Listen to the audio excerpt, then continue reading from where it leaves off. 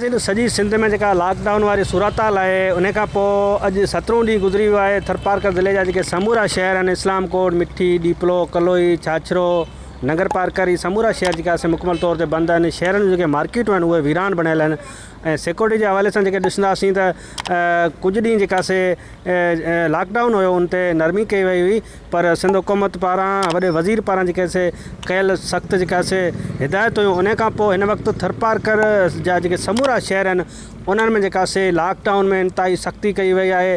पाक आर्मी जा जवान आहिनि, रेंजर्स आहे, पुलिस आहे, उहो जेको मुख़्तलिफ़ वक़्तनि ते गश्त करे पई। शहर अंदरि जेके माण्हुनि जेके अच वञ जो जेको सिलसिलो उहो घटिजी वियो आहे। लॉकडाउन में जेका सख़्ती करण खां पोइ माण्हू जेके घरनि ताईं महदूद थी विया आहिनि। 17 ॾींहं गुज़री विया आहिनि। 17 ॾींहंनि में अञा ताईं का रिलीफ न आहे पहुची सघी। उनजे करे जेके ग़रीब तबिको आहे उहो बुखो काटण ते मजबूर आहिनि। उन्हनि जे घरनि जा चुल्ह विसामी विया आहिनि। अञा जेकॾहिं हिकु हफ़्तो रिलीफ खे गुज़रंदो त यकीनन जेका बुख वारी जेका सूरत हाल आहे इंतिहाई ख़ौफ़नाक हद ताईं वधंदी। हिन वक़्तु जेको थरपारकर ज़िलो जेको 2600 ॻोठनि ते पकड़ियल आहे, 21,100 जेका किलोमीटर ते पखे रखंदड़ हीउ जेको ज़िलो आहे उनजी जेका सूरत हाल इंतिहाई संगीन थींदी वञे पई। हुकूमत खे घुरिजे त हंगामी बुनियादनि ते जेका रिलीफ वारियूं सरगर्मियूं शुरू कयूं वञनि त जीअं हितां जा जेके माण्हू आहिनि मुश्किलातुनि वारी जेका ज़िंदगी गुज़ारनि पिया उन मां निकिरी सघनि, हिन वबा खे जेका हू मुंहुं ॾेई सघनि त जीअं इहो वबा बि न पखिड़िजे ऐं माण्हू जेका बुखनि वगे जेके पार थियनि पिया उहे पंहिंजी ज़िंदगी आहे उहो सुठे नमूने गुज़ारे सघनि।